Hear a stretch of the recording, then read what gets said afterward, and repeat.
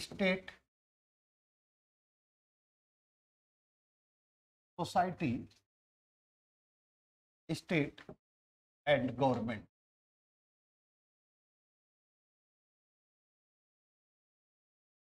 समाज,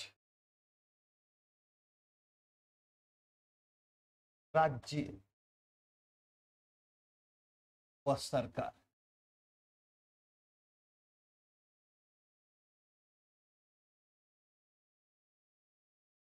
पहला टॉपिक यही है ना।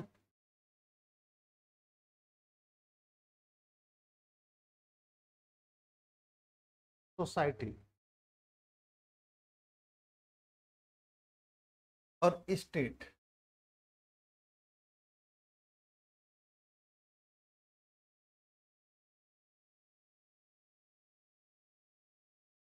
क्या समाज राज्य है? नीलू है? है?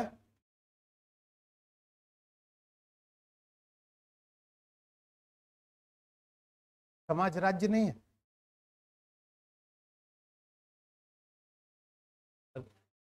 समाज क्या है?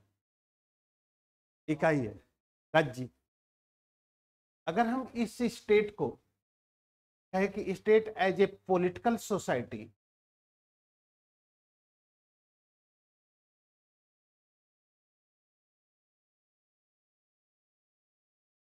State as a political society, राज्य एक राजनीतिक समाज है।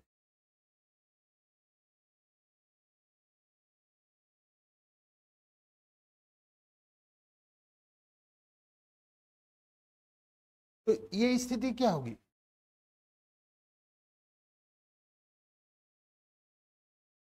सोसाइटी ये समाज है, इस समाज का मतलब है कि ग्रुप ऑफ मैन,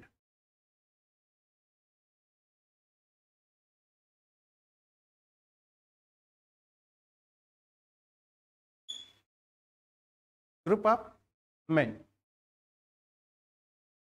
तो व्यक्ति ये समाज का फॉर्मेशन क्यों कर रहा है?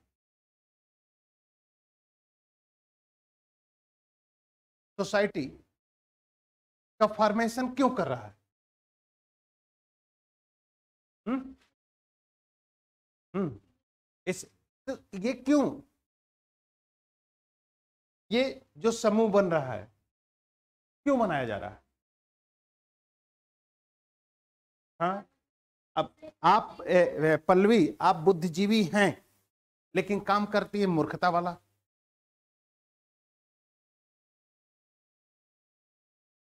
तो अगर बुद्धिजीवी हैं तो बुद्धिजीवी का काम करना चाहिए। लेकिन होता नहीं है।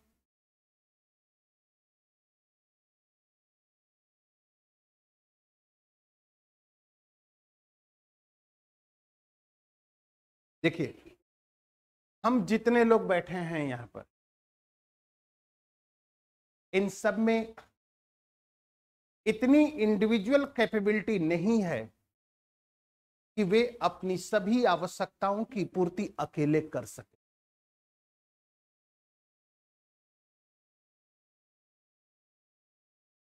जितने भी लोग,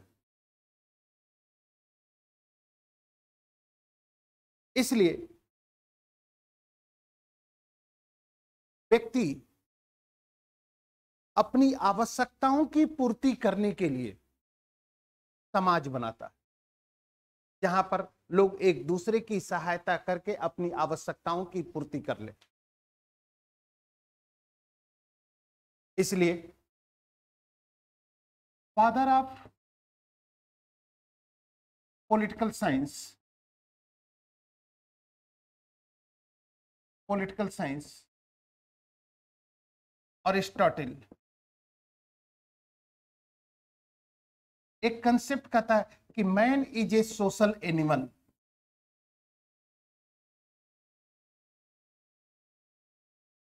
मनुष्य एक सामाजिक प्राणी है। यदि मनुष्य समाज में नहीं रहता तो वह या तो देवता है या तो दानव है।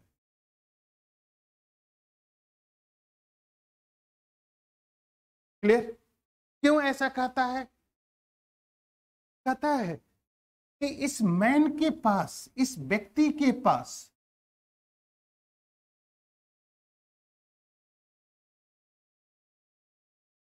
यानी two basic needs of the man, there is no fulfil of the individual base.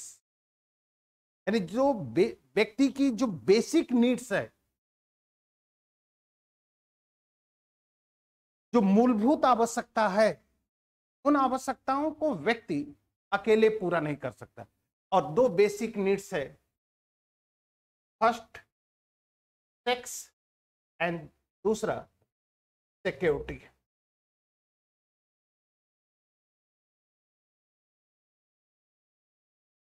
क्या मनुष्य अपनी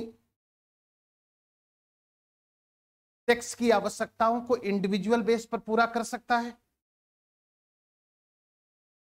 क्या सुरक्षा अपनी आवश्यकताओं की पूर्ति कर सकता है? सेक्स की आवश्यकताओं की पूर्ति करने के लिए मेल एंड फीमेल का होना जरूरी है, एंड सिक्योरिटी के लिए स्लेव। और इन सबको मिला दो, ये बन गया family, and family is the small unit of the society.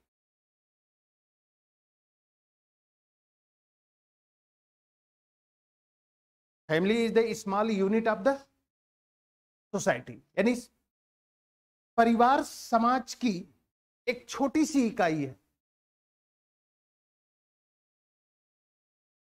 इसका मतलब कि परिवार का निर्माण लोगों ने अपनी आवश्यकता की पूर्ति के लिए किया। अगर परिवार का निर्माण लोगों ने अपनी, एक मिनट आप लोग शांत रहिएगा, सिर्फ अलका नीलू आप ही लोग जवाब दीजिएगा इस क्वेश्चन का। Difference between human and man, मानव और व्यक्ति में क्या डिफरेंस है? अर्चना आप भी, और ये भी आप प्रूफ कीजिएगा कि आप लोग व्यक्ति हैं या मानव हैं।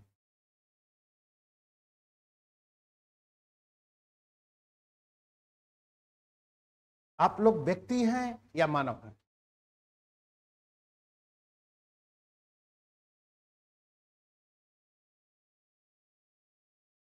हम्म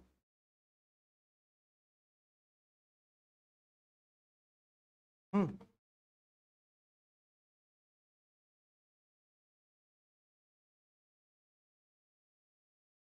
हम्म इंडिविजुअल, बोलिए अलका।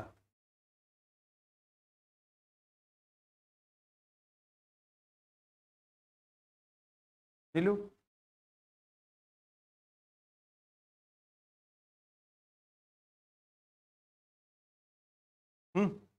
तुमसे आप मानव हैं या व्यक्ति? और अगर व्यक्ति है तो कैसे व्यक्ति हैं, और मानव हैं तो कैसे हैं? दोनों हैं। तब तो स्थिति तुम लोग के मंदिर के घंटे वाली हो गई है कि एक तरफ मारेंगे तो मानव हो जाएंगे, दूसरे तरफ जाएंगे तो कहां जाएंगे? ये नहीं मालूम तुम लोग?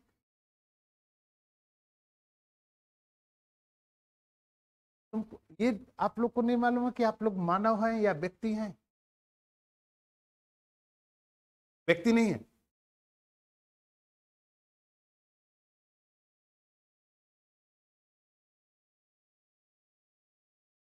कॉन्स्टिट्यूशन के वर्ड्स में man, and first time that is the use of the constitution word 1975 70-75। उसके पहले क्या था? हम उसके पहले मानव थे।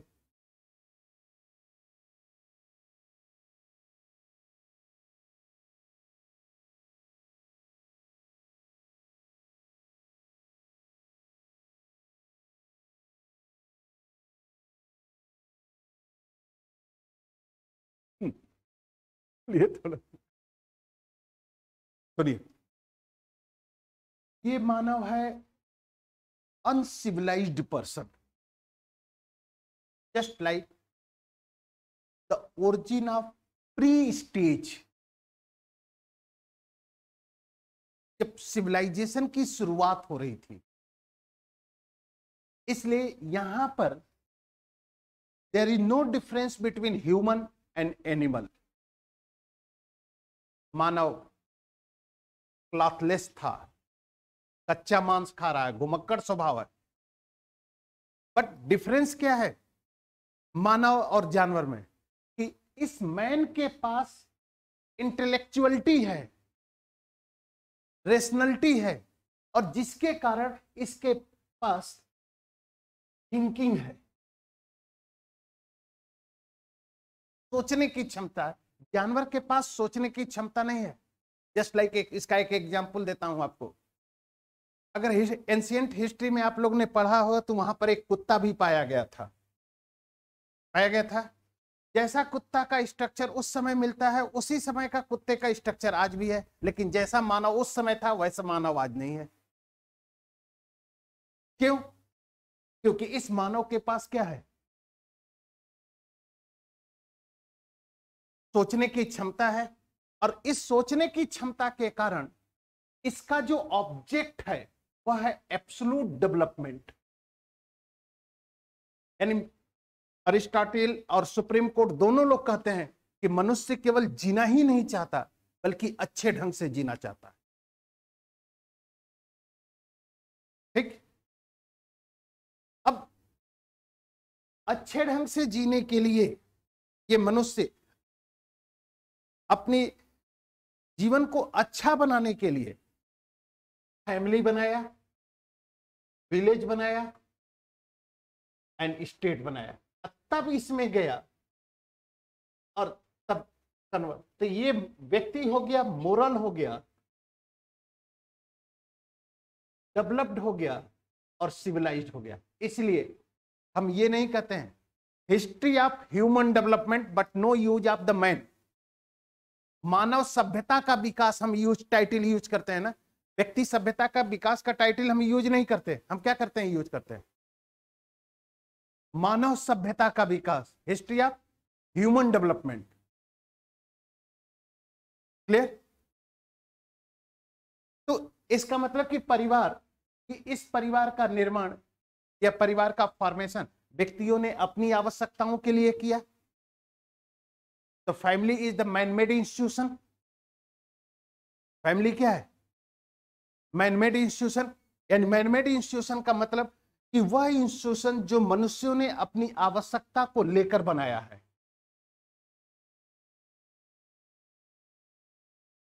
और मनुष्य जो कुछ भी बनाता है,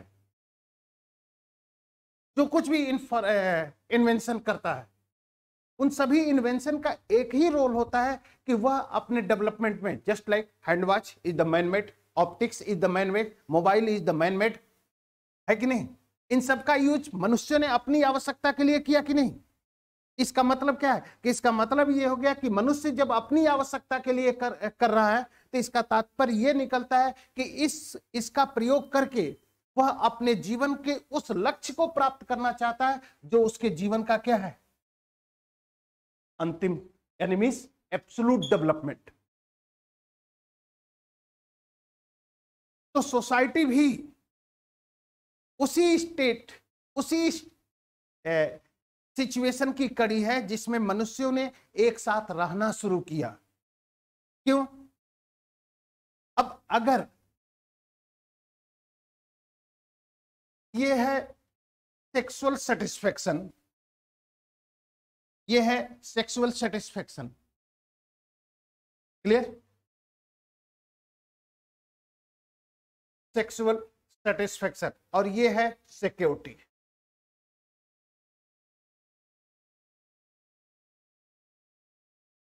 ठीक? तो सिक्योरिटी का कोई एक एग्जांपल दे सकते हैं? सिक्योरिटी ही इंपॉर्टेंट प्रॉब्लम थी यूएस कॉन्स्टिट्यूशन का फॉर्मेशन करने का।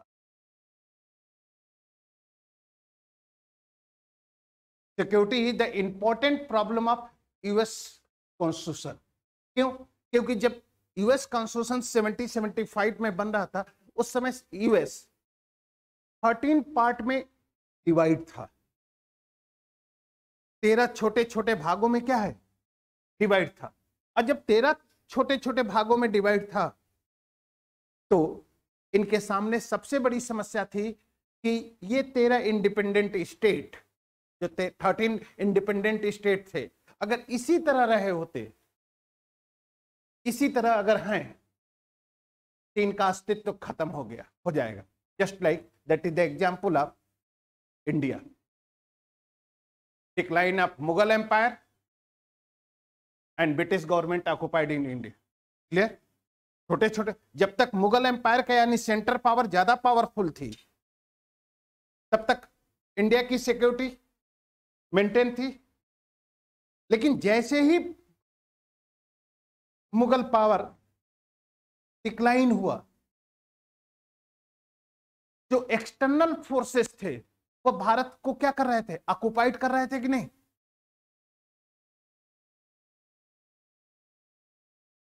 क्लियर? तो इन सभी स्थितियों को, या इन सभी स्थितियों के कारण लोगों ने समूह में रहना, और यहां पर भी मनुष्यों के पास सुरक्षा का माहौल इसलिए था कि जंगली जानवर हैं,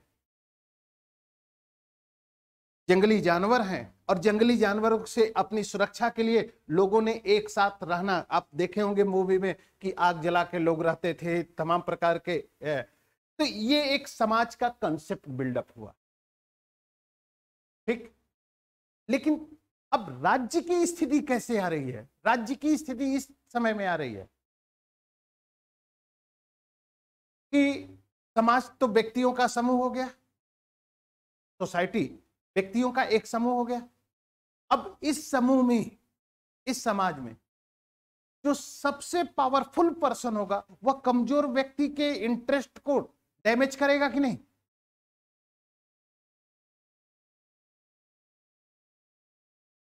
तो सिचुएशन है कि पावरफुल पर्सन कौन है,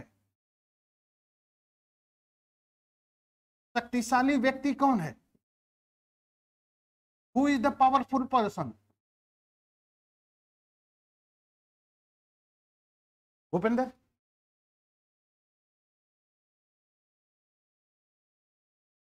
जिसके पास रिसोर्सेज ज्यादा हैं वो पावरफुल है।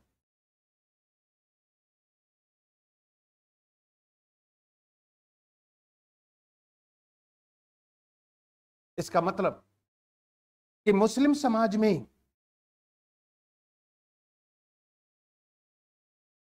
एक पुरुष के पास 4 महिलाएं हैं, वो ज्यादा पावरफुल हो गया, रिसोर्सेज ज्यादा है। आदिवासी समाज में अगर चले, वहां पर एक महिला 4 पति के साथ अपना जीवन यापन करती है, वो ज्यादा पावरफुल है।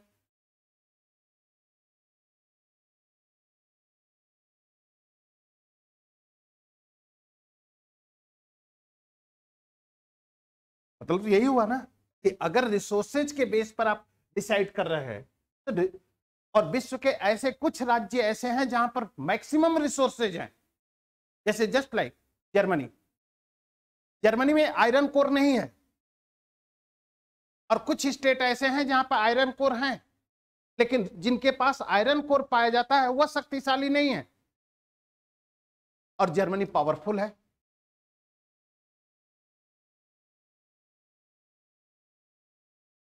शक्तिशाली होने का मतलब क्या है?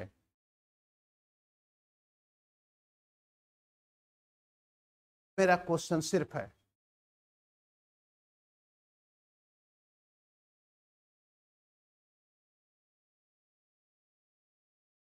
बोलिए, वो शक्तिशाली है? एक मिनट, भारतीय संविधान के पास लॉ एंड ऑर्डर करने की शक्ति नहीं है, लेकिन उस संविधान से प्रधानमंत्री भी गवर्न होते हैं, और उस संविधान से राष्ट्रपति भी गवर्नर। पावरफुल प्रधानमंत्री हुआ या कॉन्स्टिट्यूशन हुआ?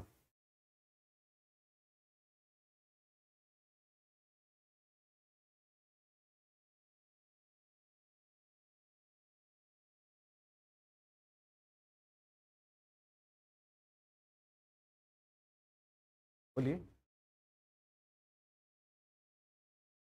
नहीं समझ में आ रहा। Power concept is the relative base concept. Without relative, there is no define of the power approach. Relative का मतलब कि शक्तिशाली तभी होगा जब कमजोर या वीकर सेक्शन होगा। इसका मतलब कि अगर 1% इज पावरफुल तो 99% आर द वीकर या 99% इज द पुअर। होगा कि नहीं? अमीर कब होगा? जब गरीब होंगे तब। ठीक जी कंचन, तुम सुंदर हो क्यों?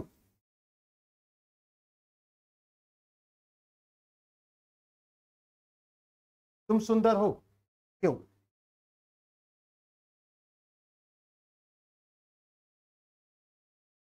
सुंदर इसलिए हो कि कुरूप लोग भी हैं। सुंदरता का महत्व तभी होगा जब कुरूपता होगी। प्रकाश का महत्व तभी होगा जब अंधकार होगा। शक्तिशाली का महत्व, शक्ति का महत्व तभी होगा जब कमजोर लोग होंगे।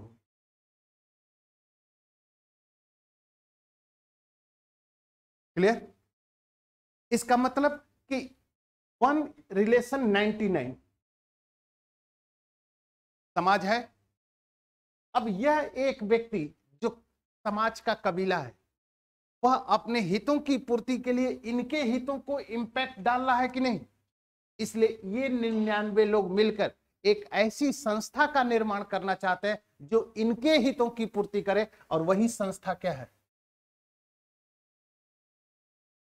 इसीलिए राज्य में क्या है कि शक्तिशालियों पर भी रिस्ट्रिक्शन लगाया है और कमजोरों पर भी रिस्ट्रिक्शन लगाया गया।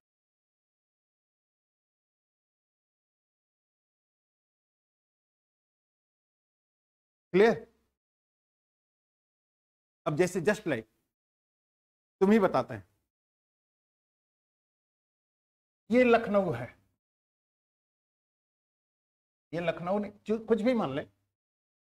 यहां पर लखनऊ वाले हैं, किसी के पास BMW है और किसी के पास साइकिल है, या साइकिल मान लो। अब कोई रूल रेगुलेशन ना हो तो साइकिल वाला सड़क पर चल सकता है? नहीं चल सकता है। तो क्या इसे अपना जीवन जीने के लिए राइट नहीं मिलना चाहिए? तो इनके ऊपर रिस्ट्रिक्शन लगेगा कि नहीं? और ये रिस्ट्रिक्शन कौन लगाएगा? स्टेट लगाएगा। इसका मतलब कि सभी लोगों के लाइफ को एक जैसा इंपॉर्टेंस बनाया जाए। इसलिए सोसाइटी को कन्वर्ट किया गया किस में? स्टेट में। अब सोसाइटी भी मैन मेड इंस्टीट्यूशन है, तो स्टेट भी क्या है? मैन मेड, मनुष्य। बट यह स्टेट विजुलाइज नहीं है। यह स्टेट विजुलाइज नहीं है, दिखाई नहीं पड़ने वाला। यानी means state is the non visualise structure. इसलिए कहा जाता है कि यह राज्य एक अमूर्त संस्था है। अमूर्त संस्था इक्वल टू जो दिखाई नहीं पड़ती है। क्लियर हो गया?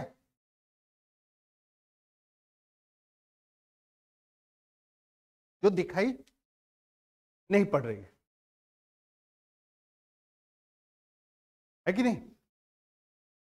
अब जब स्टेट अमूर्त है, नॉन विजुलाइज स्ट्रक्चर है, तो इस स्टेट का मूर्त रूप यानी विजुलाइजेशन ऑफ स्टेट, मूर्त रूप या विजुलाइजेशन ऑफ स्टेट, राज्य का मूर्त रूप होगा government.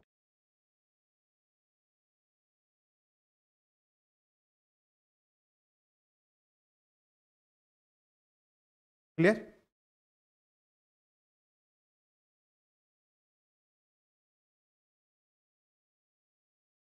Society and state is the man made institution, या राज्य और समाज दोनों मनुष्य की आवश्यकता का परिणाम है। मनुष्यों ने अपनी आवश्यकता के लिए बनाया है। क्लियर? और जब मनुष्यों ने अपनी आवश्यकता के लिए बनाया है, तो इस सिचुएशन में या इस स्थिति में मनुष्य अपनी आवश्यकता के लिए जब राज्य नामक संस्था का निर्माण किया, तो उससे वह अपनी कमियों को दूर करना चाहा, और कमियों को दूर करने यानी अपने कमजोरियों को दूर करना चाहा, और उन लक्ष्यों को प्राप्त करना चाहा जो उसके जीवन का क्या है, जीवन का उद्देश्य है। अब जैसे जस्ट लाइक आप लोग अलका, तुम आईएएस क्यों बनना चाहती हो?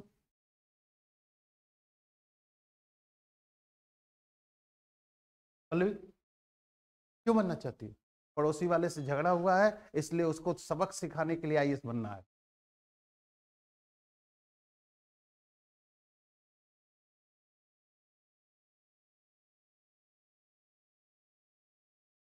एक यूट्यूब पर मैंने एक कमेंट पढ़ा था, यूपी बिहार के लड़के जब प्यार में असफल हो जाते हैं तो आईएएस बन जाते हैं।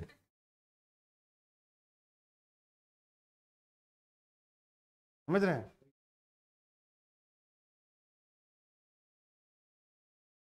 तो लड़के तो आईएएस, तो लड़कियां क्यों आईएएस बनने आई? इस बार पीसीएस के रिजल्ट में 10 में से 8 महिलाएं हैं, तो ये किस चीज में, शादी में असफल हो गई?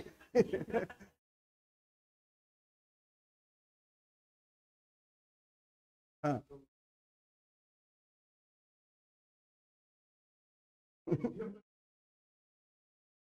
नहीं, ये कहा जाता है दिल्ली में, ये बहुत बड़ा फेमस कमेंट है कि प्यार की असफलता यानी चंद्रमा और तारे तोड़कर लाने का जो ख्वाब देख रहा था आदमी, वो जब एकदम विक्षिप्त हो गया, खत्म हो गया, तब कहा कि अब आईएएस बनकर सबक सिखाना है। इसका मतलब कि आईएएस बनने के लिए मिनिमम क्वालिफिकेशन है कि लव करना जरूरी है, और उसमें फेल होना भी जरूरी है।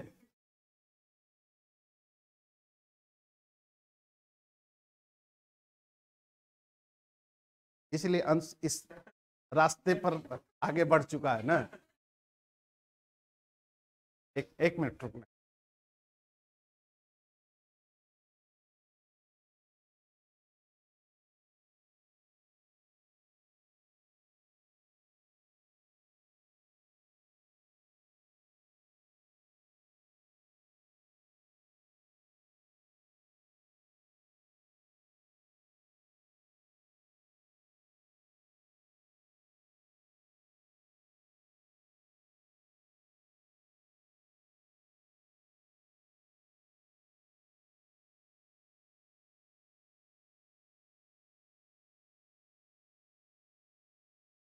के लिए ये मिनिमम क्वालिफिकेशन सरकार को मिनिमम ग्रेजुएट होने के जगह पर फेलोर ऑफ द लव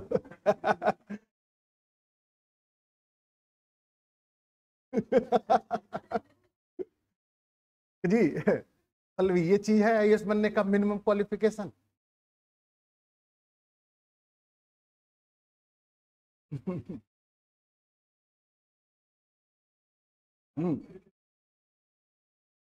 तो तुम्हारी एज है कि नहीं उस एरिया में अभी?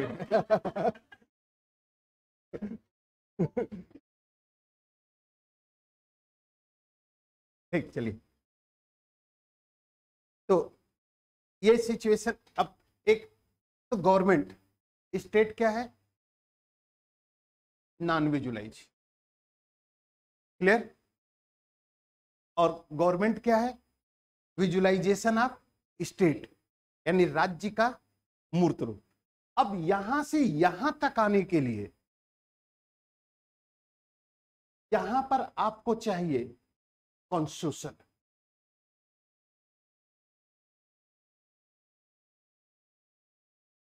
यानी without constitution there is no establishment of the government. या यह भी कह सकते हैं कि संविधान वह चीज होती है जो राज्य रूपी अमूर्त को मूर्त रूपी सरकार में क्या कर देती है, परिवर्तित कर देती है।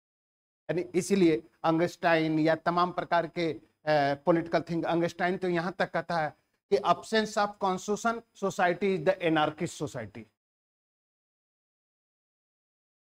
संविधान के अभाव में राज्य डाकुओं के झुंड के अतिरिक्त या अराजक समाज के अतिरिक्त कुछ है नहीं। क्यों? क्योंकि अगर कॉन्स्टिट्यूशन नहीं है तो गवर्नमेंट नहीं होगी, कॉन्स्टिट्यूशन नहीं है तो गवर्नमेंट नहीं होगी, गवर्नमेंट नहीं होगी तो रूल रेगुलेशन नहीं होगा, रूल रेगुलेशन नहीं होगा तो हर व्यक्ति अपनी मर्जी के अनुसार क्या करेगा? कार्य करेगा।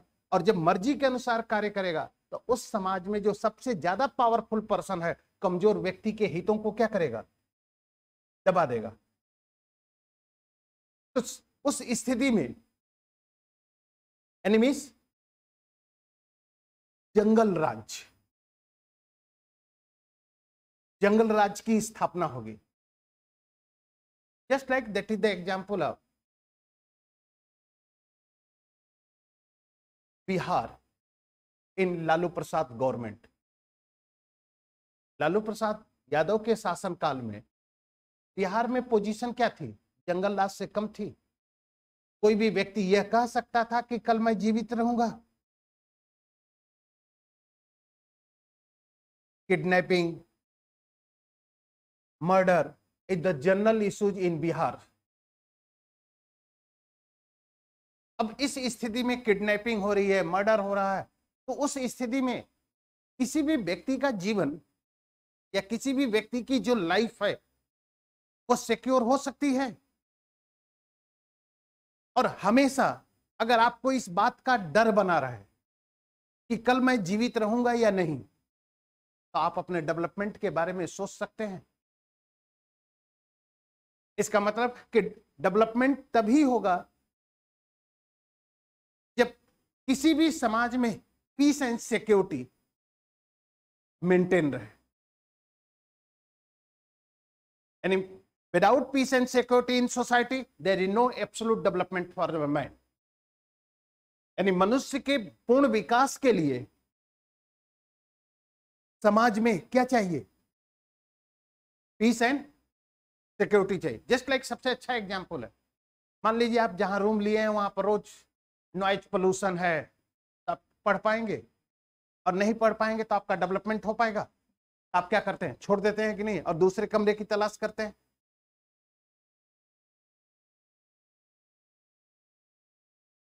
तो इन सभी स्थितियों को लेकर, इन सभी स्थितियों के आधार पर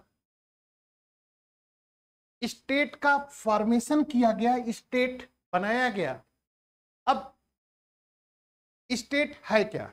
वास्तव में सवाल तो यह खड़ा हुआ कि सोसाइटी आई, सोसाइटी के बाद स्टेट आया, स्टेट के बाद क्या आ गई? गवर्नमेंट। अब स्टेट का जो बेसिक एलिमेंट है, वह बेसिक एलिमेंट है, 4 basic element of the state. First, that is population.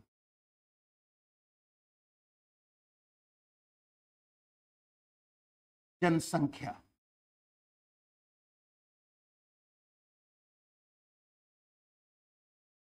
Second, land,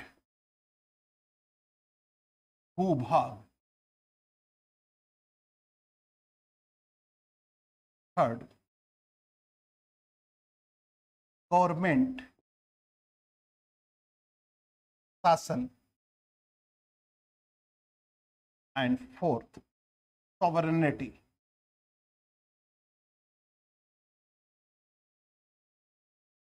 means प्रभुसत्ता।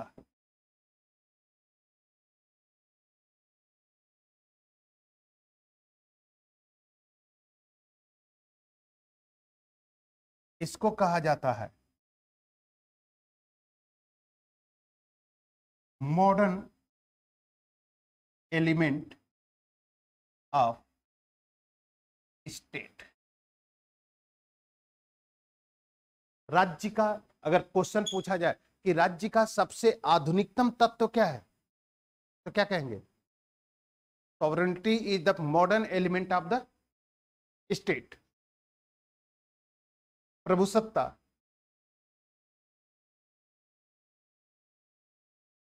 और प्रभुसत्ता होती क्या है? प्रभुसत्ता या सॉवरेनिटी होती है सुपर पावर।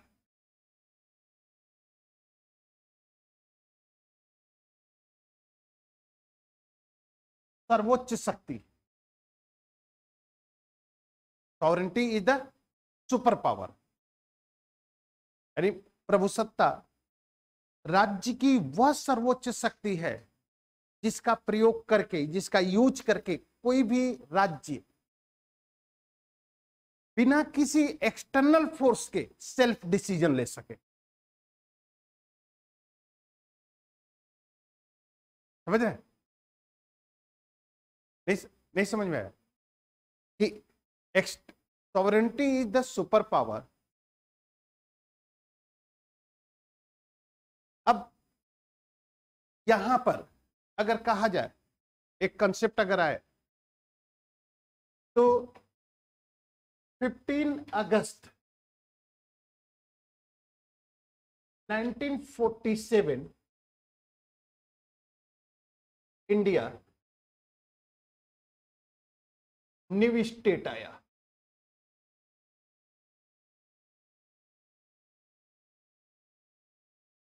इंडिया क्या था?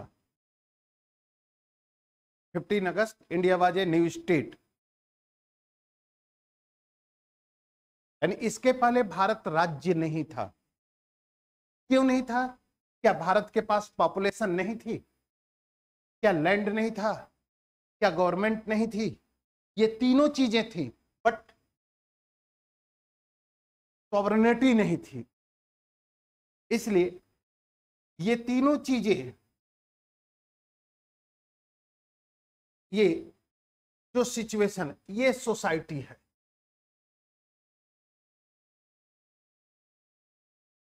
ये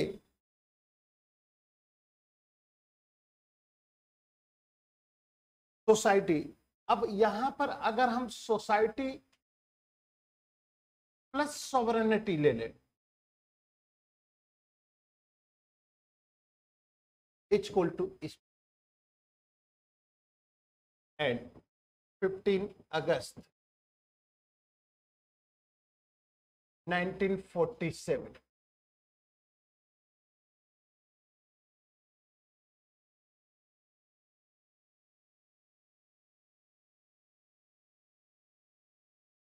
and society is equal to 3 element: population, land and government. समझ में आ गई बात? और ये 3 एलिमेंट और प्लस ये 3 एलिमेंट मिल जाएगा तो क्या बन जाएगा? स्टेट बन जाएगा।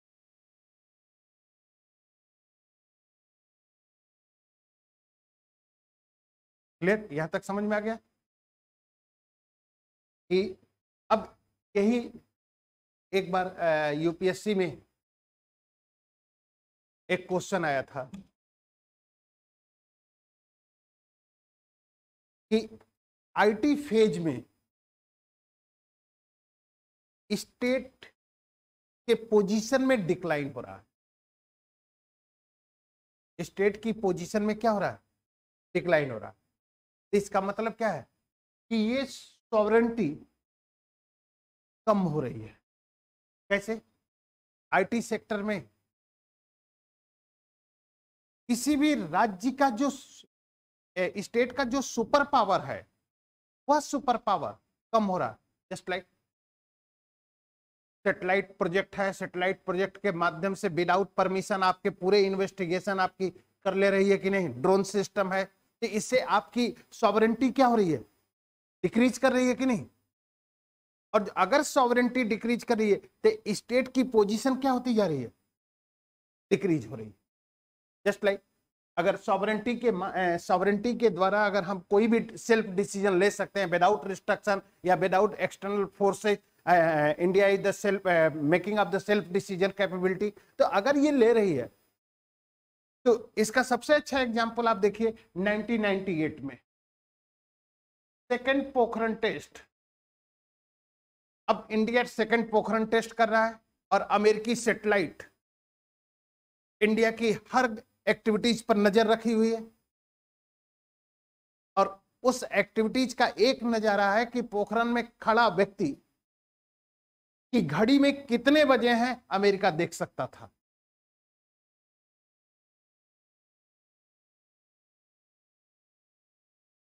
समझ रहे हैं? यानी मीन्स कि पोखरण में कोई भी एक्टिविटीज होगी वह अमेरिका देख सकता है। अब उस स्थिति में आपकी सॉवरेंटी क्या हो रही है? डिक्रीज कर रही है कि नहीं? इसलिए कहा जाता है कि lose of sovereignty state are demolish. इसलिए यह भी कहा जाता है India is a sovereign state. Bharat एक संप्रभु क्या है? राज्य। भारत एक संप्रभु राज्य है। तो भारत एक संप्रभु राज्य का मतलब क्या है कि इस सॉवरेन स्टेट का मतलब कि India without external forces self decision capability को क्या करता है? अचीव करता है या ग्रहण कर रहा है, ले रहा है। ठीक। अब दूसरा पोजीशन आ रही थी कि स्टेट भी आ गया। तो state non visualisation, government visualisation of state.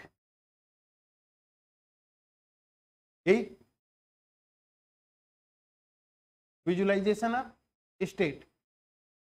इसलिए सबसे अच्छा चीज है कि government before the position of government is the use of state words. UP government, Indian government, US government. Clear हो गया? नहीं समझ में आया? हर सरकार के आगे उस राज्य का नाम लिखा जाता है जिससे यह डिफाइन किया जाए कि यह किस राज्य का मूर्त रूप है। भारत सरकार, अमेरिकी सरकार, यूपी सरकार, बिहार सरकार। तो बिहार यूपी क्या है? स्टेट है सर। और उसकी सरकार यानी उसका मूर्त रूप। ठीक। अब इसको स्टेबल करने के लिए यहां पर आपको कॉन्स्टिट्यूशन आ गया।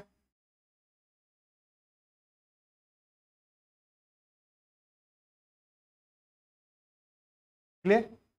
कॉन्स्टिट्यूशन के लिए आपको चाहिए कॉन्स्टिट्यूएंट असेंबली,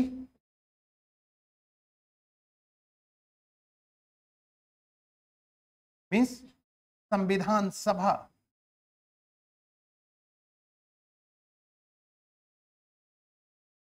कॉन्स्टिट्यूएंट असेंबली, संविधान सभा। और इस संविधान सभा का इस्टेब्लिशमेंट कैबिनेट मिशन से हो गया 1946।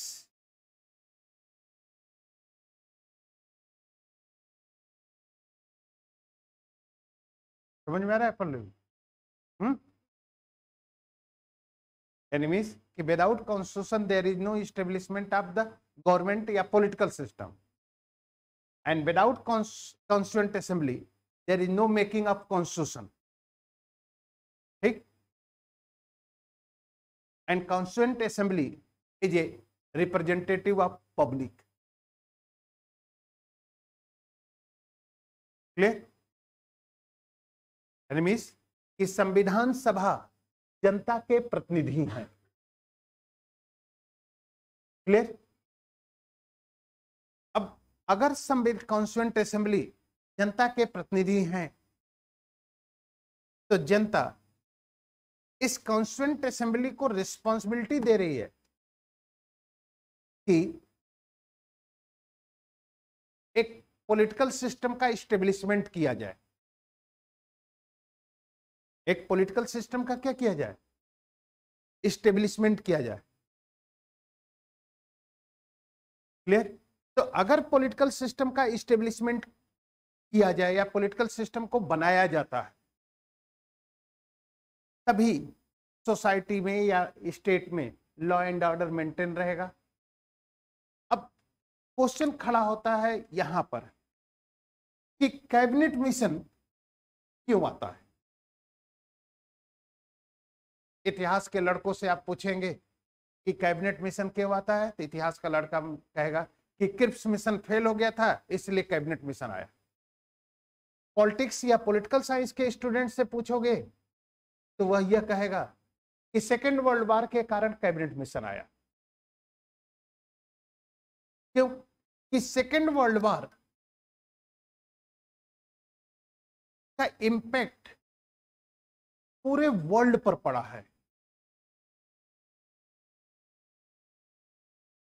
एनिमीज कि सेकेंड वर्ल्ड वॉर के बाद जो वर्ल्ड है या जो विश्व है वह विश्व एकदम बदल गया है। वह विश्व है ही नहीं जो सेकेंड वर्ल्ड वॉर के पहले की पोजीशन में था।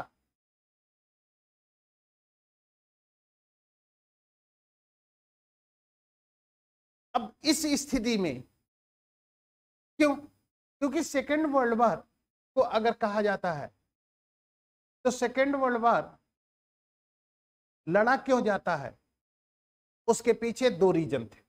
एक रीजन था कि नाजी और फांसी, हिटलर और मुसोलिनी तो डिक्टेटर पावर ग्रोथ कर रहे थे और इस डिक्टेटर पावर से डेमोक्रेसी को चैलेंज मिल रहा था। इसलिए सेकेंड वर्ल्ड वॉर को कहा जाता है कि second world war is a security of democratic values. लोकतंत्र की सुरक्षा को लेकर, लोकतांत्रिक मूल्यों की सुरक्षा को लेकर लड़ा गया है। अब लोकतांत्रिक मूल्यों, लोकतंत्र को बचाए रखना है, डेमोक्रेसी को मेंटेन। तो सेकेंड वर्ल्ड वॉर ने पूरे यूरोप पर या यूरोप की पोजीशन पर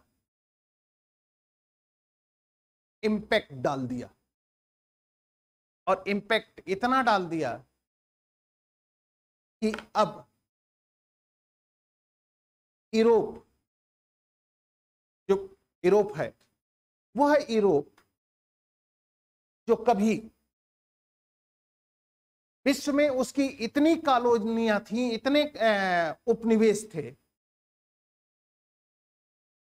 कि उस उपनिवेशों की स्थिति को देखकर कहा जाए तो ब्रिटेन के बारे में कहा जाता था कि ब्रिटेन का सूरज, ब्रिटेन के साम्राज्य में कभी सूरज डूबता ही नहीं है।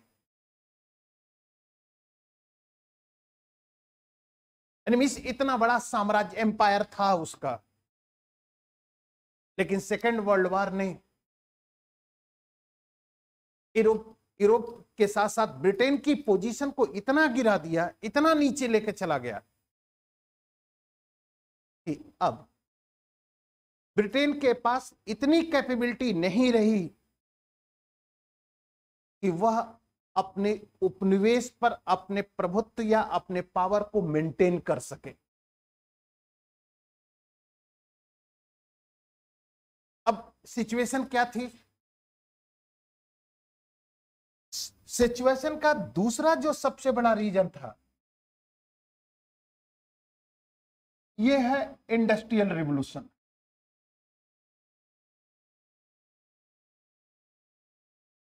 इंडस्ट्रियल रिवॉल्यूशन कहां हो रहा है? यूरोप में।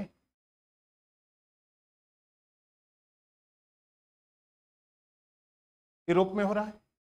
इंडस्ट्रियल रिवॉल्यूशन का इंपैक्ट यूरोप में क्या हो रहा है? इंडस्ट्रियल सोसाइटी बन रही है,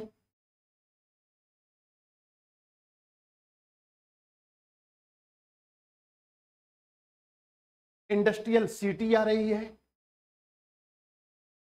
next, decline of traditional production method हो रहा है और एक सोसाइटी में बहुत बड़ा चेंज हो रहा है और सोसाइटी में एक नया क्लास आ रहा है, वह है मिडिल क्लास, जिसे हम आज कहते हैं सर्विस सेक्टर। जिसे आज हम क्या कहते हैं, सर्विस सेक्टर। यह मिडिल क्लास अब इंडस्ट्रियल रिवॉल्यूशन के कारण प्रोडक्शन मेथड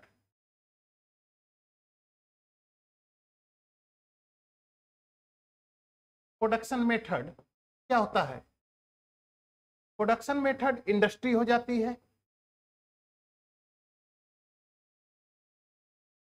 प्रोडक्शन मेथड क्या हो जाएगी, इंडस्ट्री। और इस इंडस्ट्री के लिए दो चीज चाहिए, एक चाहिए रॉ मटेरियल और दूसरा चाहिए मार्केट।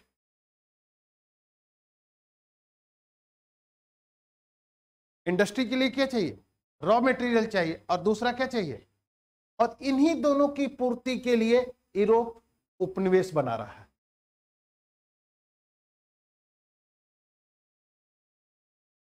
क्लियर? यानी उपनिवेशों की स्थापना का सबसे बड़ा रीजन इंपीरियलिज्म। तो रॉ एंड मटेरियल कम दाम पर आपसे कच्चे माल खरीदते हैं और उसी कच्चे माल से अपने इंडस्ट्री में ले जाकर प्रोडक्ट करते हैं और महंगे माल हाई प्राइस पर आपको क्या कर देते हैं।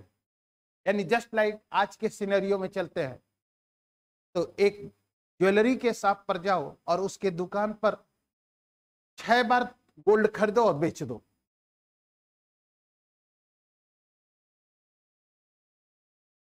सातवीं बार वह गोल्ड उसका हो जाएगा। ऐसा है कि नहीं? यानी हर बार 15% की कटौती करेगा, उसी की दुकान से खरीदो और 6 बार उसकी दुकान पर बेचो और खरीदो, तो 15% की कटौती करेगा हर बार। 6 बार का मतलब कि 90% गया, लास्ट में तुम्हारे पास क्या बचा, 10%। यही चीज यहां पर भी है। यानी कच्चे दाम, रॉ मटेरियल को भी कच्चे दाम पर, कम दाम पर खरीदता है। जस्ट लाइक इसको लेकर आप अगर कहेंगे तो नील की खेती, कपास, ये सब इसके एग्जाम्पल है जहां पर अंग्रेज आपसे क्या कर रहे हैं, एक्सप्लॉयटेशन कर रहे हैं, और उसी से जो प्रोडक्ट हो रहा है वह भारत में लेकर क्या कर रहे हैं, महंगे दाम पर बेच रहे हैं, जिसके कारण आपका एक्सप्लॉयटेशन और धीरे धीरे आपकी इकोनॉमिकल पोजीशन क्या होती जा रही है, डाउनफॉल में होती जा रही है, गिरती जा रही है। अब इस स्थिति में, इस सिचुएशन में वो कह रहा है, इस सिचुएशन में सबसे बड़ी विडंबना या सबसे बड़ी जो स्थिति है वह यही है कि यूरोप की स्थिति में गिरावट आ गया। क्यों? क्योंकि सेकेंड वर्ल्ड वॉर यूरोप की धरती पर हो रहा है, और जब यूरोप की धरती पर हो रहा है, यूरोप की, तो जिस इंडस्ट्रियल रिवॉल्यूशन के कारण यूरोप सिंबल ऑफ पावर था, सिंबल ऑफ पावर यानी शक्ति का केंद्र था या सेंट्रलाइजेशन ऑफ पावर था। सेकेंड वर्ल्ड वॉर के बाद, सेकेंड वर्ल्ड वॉर के बाद यह सिंबल ऑफ पावर खत्म हो जाता है और यहां से दो पावर जनरेट करते हैं। एक पावर होता है इधर जाता है, एक पावर इधर, ये हो गया यूएस और ये हो गया यूएसएसआर, और यहां से आपका इंटरनेशनल पॉलिटिक्स या रिलेशन शुरू होगा और इसको कहेंगे बाइपोलर वर्ल्ड।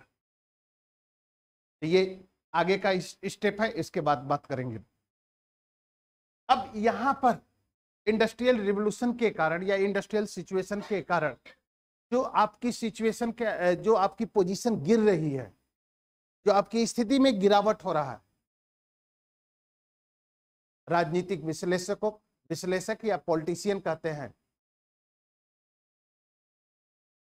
कि जो ब्रिटेन कभी अपने औद्योगिक क्रांति के कारण या इंडस्ट्रियल रिवॉल्यूशन के कारण विश्व पर राज्य करता था, द्वितीय विश्व युद्ध के पश्चात ब्रिटेन की पोजीशन ऐसी हो गई कि अब ब्रिटेन के पास यह क्षमता नहीं या कैपेबिलिटी नहीं रही कि वह अपना नियंत्रण उपनिवेशों पर बनाए रख सके। यहां तक घट गया कि ब्रिटेन का औद्योगिक शहर मैनचेस्टर इतना बुरी तरीके से तबाह हो गया कि अब ब्रिटेन अपनी आवश्यकता को लेकर भी उत्पादन नहीं कर पा रहा था। ऐसी स्थिति में ब्रिटेन को लगा कि अच्छा है कि उपनिवेशों पर से अपना साम्राज्य, अपना प्रभुत्व क्या करे, हटा दे।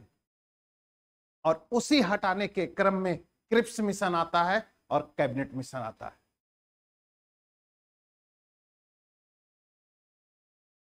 उसी सीक्वेंस को लेकर या उसी पोजीशन को लेकर क्रिप्स मिशन भी आया और cabinet mission. Cripps mission fail हो गया और फेल होने का सबसे बड़ा रीजन था कि Indian national Congress and Muslim league के बीच जो डिस्प्यूट थे। मुस्लिम लीग मांग कर रहा है कि पाकिस्तान एक अलग राज्य होना चाहिए। क्यों? क्योंकि मुस्लिम लीग कहता है कि मैं मुसलमानों का वास्तविक प्रतिनिधि हूं, सिंबल हूं। कांग्रेस कहता है कि हमारे पास भी तो मुस्लिम लीडर हैं, तैयब जी हैं, फिरोज क्या कहा जाता है, और क्या नाम है, कौन, आजाद, मौलाना आजाद हैं, ये सब भी कांग्रेस के हैं। लेकिन यहीं पर एक बहुत बड़ी विडंबना थी सर सैयद अहमद। और सर सैयद अहमद को अगर मुझसे पूछा जाता, मैं व्यक्तिगत रूप में सर सैयद अहमद का समर्थन करता हूं, और जो उन्होंने थॉट दिया वो नेशनलिज्म का एक पराकाष्ठा, एक top position of the nationalism है। राष्ट्रीयता की उच्चतम शिखर है और इससे बड़ा राष्ट्रीयता हो ही नहीं सकती। सर सैयद अहमद कहते हैं, वह हिंदू और मुसलमानों का बीच कंपैरिजन करते हैं और कहते भी हैं कि हिंदू और मुसलमान भारत माता रूपी दुल्हन की सुंदर चमकीली आंखें हैं। अगर ये आपस में लड़ेंगी तो ये भारत माता रूपी दुल्हन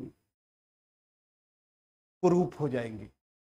इसलिए उन्होंने आर्य समाज में भाषण देते हुए कहा, ऐ मेरे मुसलमान भाइयों, हिंदू और मुसलमान भारत की दो कौमें हैं और दोनों बाहर की हैं, लेकिन दोनों ने इस भारत को अपना लिया। क्यों? क्योंकि हिंदू मीन्स क्या था, हिंदू को प्राइमरी क्या था नाम दिया जाता है, नहीं नहीं, अरे हिंदुओं के लिए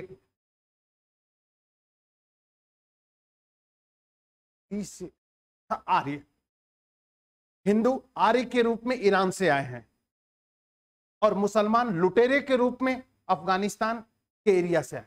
दोनों ने इस देश को अपना लिया, दोनों ने इस देश को अपना लिया और दोनों इसी भूमि पर पैदा होते हैं और इसी पर मर खप जाते हैं। इसलिए मुसलमान कहता है कि इस भूमि पर रहने वाला मैं भी हिंदू हूं, इसीलिए भारत का नाम हिंदुस्तान पड़ता है। हिंदुस्तान का मतलब कि इस भूमि पर रहने वाला, निवास करने वाला व्यक्ति। लेकिन सवाल यह खड़ा होता है कि इतना बड़ा राष्ट्रवादी नेता,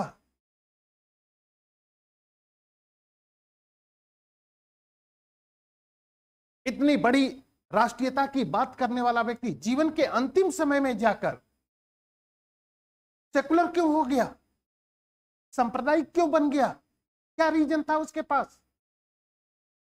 तो इसमें कुछ मुस्लिम लीग की कमी थी, कुछ कांग्रेस के नेताओं की भी कमी थी। लेकिन इस स्थिति में जाकर, इस सिचुएशन में जाकर अगर हम देखते हैं या इस स्थिति को अगर एनालाइज करते हैं तो ये कह सकते हैं, ये कहा भी जाता है कि गांधी जी के नेतृत्व में जब राष्ट्रीय आंदोलन अपने चरमोत्कर्ष पर पहुंचा और द्वितीय विश्व युद्ध के कारण यूरोप की पोजीशन कमजोर हुई, तो इन दोनों एक्शन ने या इन दोनों सिचुएशन ने भारत की स्वतंत्रता में सबसे बड़ा योगदान दिया। इसलिए ये कभी भी इंडिविजुअल बेस पर ये कभी भी नहीं कहा जा सकता कि आपकी स्वतंत्रता के लिए सिर्फ राष्ट्रीय आंदोलन जिम्मेदार है, और ये भी नहीं मैं कभी कह सकता कि आपकी स्वतंत्रता के लिए सिर्फ सेकेंड वर्ल्ड वॉर जिम्मेदार है।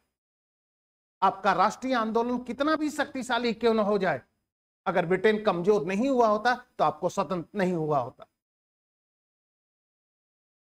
और द्वितीय विश्व युद्ध के बाद ब्रिटेन चाहे कितना भी कमजोर क्यों न हो जाए, आपके पास राष्ट्रीय आंदोलन का चरमोत्कर्ष या राष्ट्रीय आंदोलन एक जन आंदोलन के रूप में अगर स्थापित नहीं हुआ था, तब भी आप स्वतंत्र नहीं होते। इसलिए भारत की स्वतंत्रता में सेकेंड वर्ल्ड वॉर का भी रोल है और राष्ट्रीय आंदोलन का भी रोल है। अब इस सिचुएशन में, इस स्थिति में, जब द्वितीय विश्व युद्ध के बाद ब्रिटेन का औद्योगिक कारखाना या ब्रिटेन की औद्योगिक इकाइयां पूर्णतः नष्ट हो जाती हैं, तब ब्रिटेन अपने साम्राज्य या अपने उपनिवेशों को स्वतंत्र कराता है। और वही कारण है कि भारत तब जब कैबिनेट मिशन आता है, कैबिनेट मिशन 1946 में आता है और उसमें 3 सदस्यीय लोग हैं, उन्होंने कहा पहला पॉइंट कि भारतीय संविधान का निर्माण करने के लिए एक संविधान सभा का गठन किया जाए। ठीक। दूसरा, भारत और पाकिस्तान के रूप में 2 संघ हो सकते हैं। ठीक। देशी रियासतों को यह स्वतंत्रता दी गई कि वे अपनी रियासत का विलय भारत या पाकिस्तान में कर ले या अपना स्वतंत्र अस्तित्व बनाए रखें। इन स्थितियों के कारण, इन सिचुएशन के कारण संविधान सभा का जो गठन होता है, उस संविधान सभा के गठन को लेकर एक प्रॉब्लम खड़ी हो जाती है कि संविधान सभा का गठन किया कैसे जाए। अब कॉन्स्टिट्यूएंट असेंबली का जो फॉर्मेशन है, कॉन्स्टिट्यूएंट असेंबली की जो स्थिति है, उस स्थिति के आधार पर, क्या उस सिचुएशन के बेस पर एक क्वेश्चन खड़ा होता है कि क्या भारत की जो संविधान सभा बनी थी, कैबिनेट मिशन प्रस्ताव पर जो भारत की संविधान सभा बनाई गई थी, जो जिसके माध्यम से उस संविधान सभा का यह रिस्पॉन्सिबिलिटी या दायित्व दिया गया था कि वह भारत के लिए एक संविधान सभा का गठन करे, वो वास्तव में कॉन्स्टिट्यूएंट असेंबली है। क्यों? क्योंकि constituent assembly is A group of elected member of public, जनता के निर्वाचित प्रतिनिधियों का क्या है, समूह है। संविधान सभा का मतलब कि जनता के निर्वाचित प्रतिनिधियों का वह समूह जिसका गठन संविधान के निर्माण के लिए किया गया। तो क्या संविधान सभा के गठन को लेकर कोई डायरेक्ट इलेक्शन हुआ था? नहीं हुआ था। तो जब डायरेक्ट इलेक्शन नहीं हुआ, तो भारतीय संविधान सभा वास्तव में संविधान सभा बनी कैसे? कैसे हम कह सकते हैं कि संविधान सभा है, कॉन्स्टिट्यूएंट असेंबली है? इसलिए परिस्थितियां ये थी कि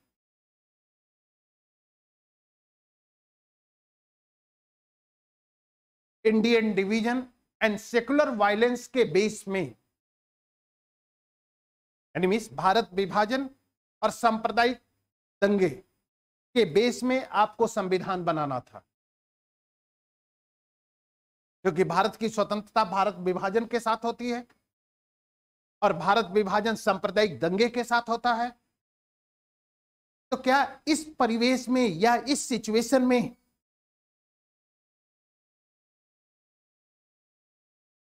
fair and fine election possible है?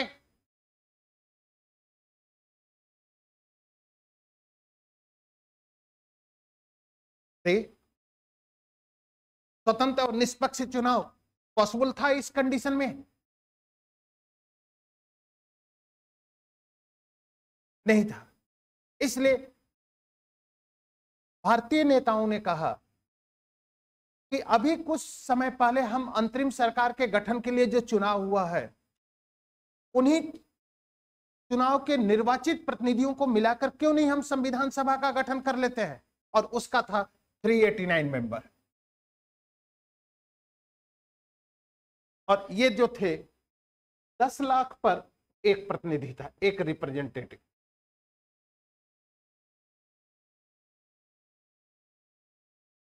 ये फार्मूला था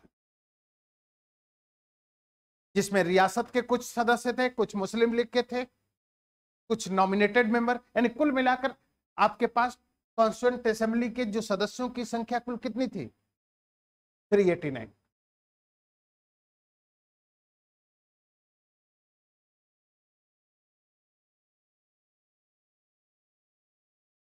रियासत के भी हैं, नॉमिनेटेड मेंबर भी हैं और इलेक्टेड मेंबर हैं, और इन तीनों मेंबरों को मिला दोगे तो टोटल मेंबर कितने हो जाएंगे?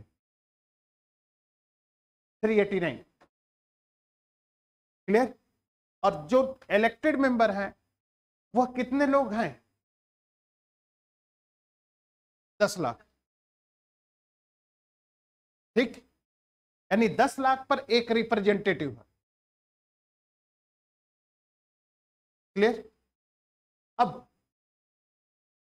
जो कॉन्स्टिट्यूएंट असेंबली है, कॉन्स्टिट्यूएंट असेंबली है, वो क्या है? वो है representative of Indian public,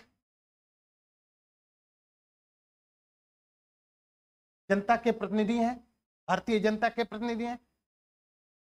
constituent assembly की रिस्पॉन्सिबिलिटी क्या है? मेकिंग ऑफ कॉन्स्टिट्यूशन,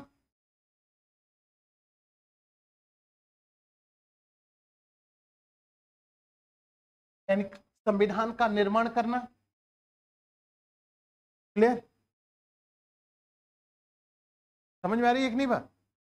तो नीलू, इसका मतलब क्या होगा? यहां से इस पूरे कंसेप्ट को अगर हम मिला लें तो क्या बनता है?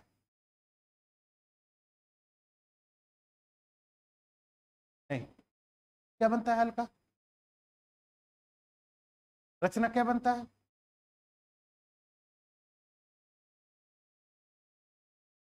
ये है कॉन्स्टिट्यूएंट असेंबली है रिप्रेजेंटेटिव ऑफ इंडियन पब्लिक।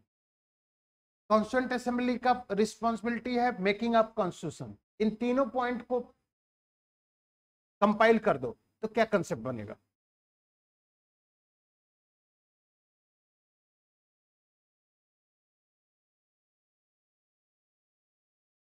ये तीनों पॉइंट को अगर हम कंपाइल करते हैं तो ये सेंटेंस बनेगा, ये स्थिति बनेगी कि भारत की जनता डायरेक्ट संविधान का निर्माण नहीं करती है बल्कि इनडायरेक्ट करती है, और इसलिए संविधान की स्टार्टिंग होती है हम भारत के लोग।